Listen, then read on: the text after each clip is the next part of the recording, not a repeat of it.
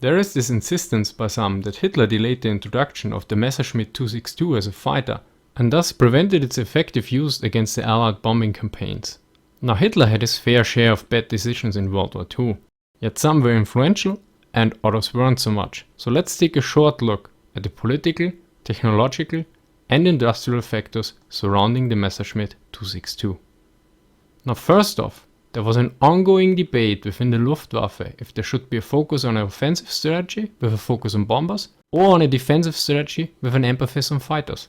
Hence the debate about the intended role of the Messerschmitt 262 was part of a larger debate, namely on the overall Luftwaffe strategy. Along these lines, the 262 was intended as a fighter bomber for quite some time, thus it was never intended to be solely a fighter or interceptor, although some people like the commander of the German fighter force Adolf Galland always wanted to use it as a fighter, yet the statement in his memoirs that it was always intended as a fighter is contradicted by various documents. So basically Hitler made the last call on the debate and opted for the offensive role of the Messerschmitt 262, which he intended as a weapon that could be used against the upcoming Allied invasion in the West. In November 1943 he was shown the Messerschmitt 262 and asked if it could be outfitted with bombs. This was confirmed from the engineer. Now some claim this caused a delay for the production, but the Messerschmitt 262 wasn't in production back then. But now comes the plot twist. Although this decision was made, the plane was not continued as a bomber. When Hitler found out about this in May 1944, well, he was furious. But this raises a question. If the industry ignored Hitler's decision to build the Messerschmitt 262 with the adjustments to use it as a bomber, and he found out in May 1944, which was also the moment the first production series Messerschmitt 262 were produced, how could this decision have delayed the Messerschmitt 262? But one might argue that Hitler's order in May 1944 had a considerable impact, because the Messerschmitt 262 was assigned to the bomber force and not the fighter force. Nevertheless, the trials of the Messerschmitt 262 as a fighter was continued without major interruptions.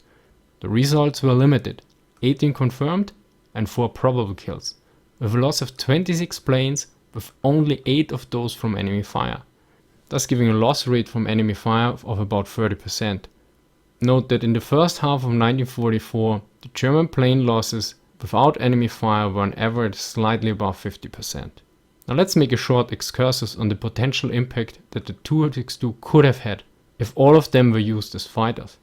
Now let's assume that the non-combat losses could be reduced to the same amount as the combat losses of 8, and that all 22 kills were confirmed kills. This still gives a kill to loss ratio of 11-8. Since tactics and other measures could be improved, let's assume a very favorable kill ratio of 3-1.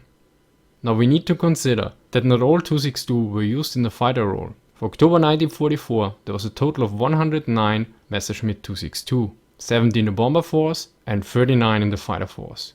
Now even with a very unlikely kill to loss ratio of 3-1, all Messerschmitt 262 in October 1944 would have brought down almost 330 planes. In comparison, the highest US bomber losses in 1 month happened in April 1944 with 683 bombers lost. Of course, an increase in 50% in bomber losses would have been substantial, but not serious enough to turn the tide at this stage. To round up this little excursus on the potential impact of the Messerschmitt 262, in 1944 the Germans produced a mere 564 262s, where 75% of them were accepted by the Quartermaster General, thus leaving around 420 planes. I think these numbers give a clear indication that the impact of the 262 was quite limited, and even using them all as fighters wouldn't have made a significant difference. Now probably some will argue, if the 262 had a limited impact, why did the Allies spend quite some resources on hunting them down? Well, several reasons. First, because they could. The numerical superiority in planes at this point was extensive.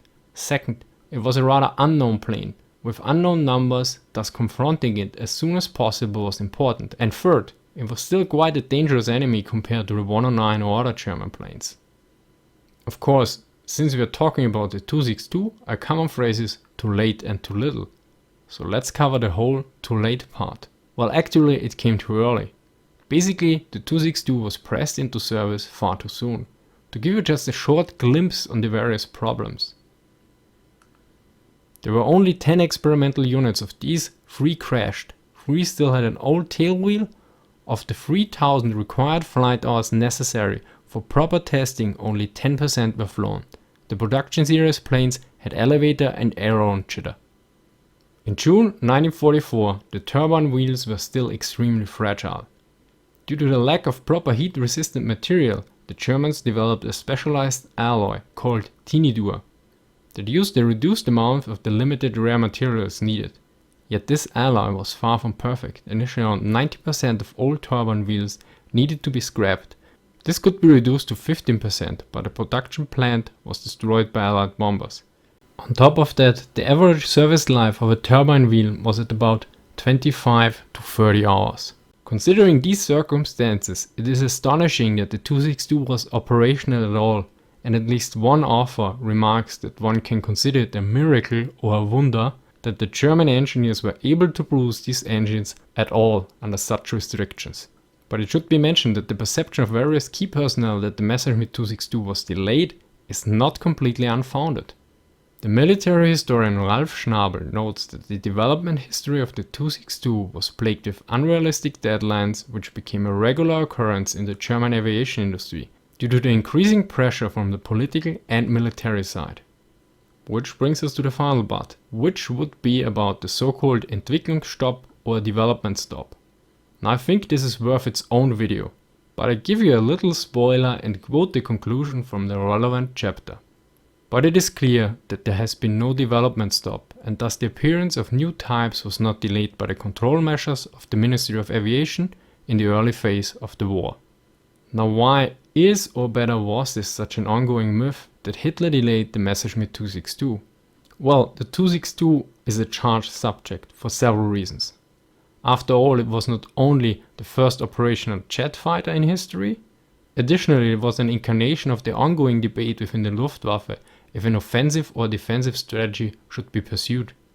Furthermore, a large group within the Luftwaffe leadership thought it could have a significant impact on the war. So basically, quite many of the people involved were having a debate that in their mind could change the war. Now, considering how heated debates on the internet can be that usually don't concern the fate of millions of people and fighting a world war, it is quite understandable that the proponents of the fighter faction were even after the war quite vocal about this topic, although the fault lies with those who took their remarks at face value. Yet it is also important to consider that this myth had many benefits for almost everyone involved and beyond. Hitler got blamed, the German military got a free ticket, we got a great what-if story, and the Allies could claim that they bet an enemy who possessed superior technology. So it was a win-win for nearly everyone. Thank you for watching. If you like what you saw, consider commenting, liking and subscribing. And see you next time.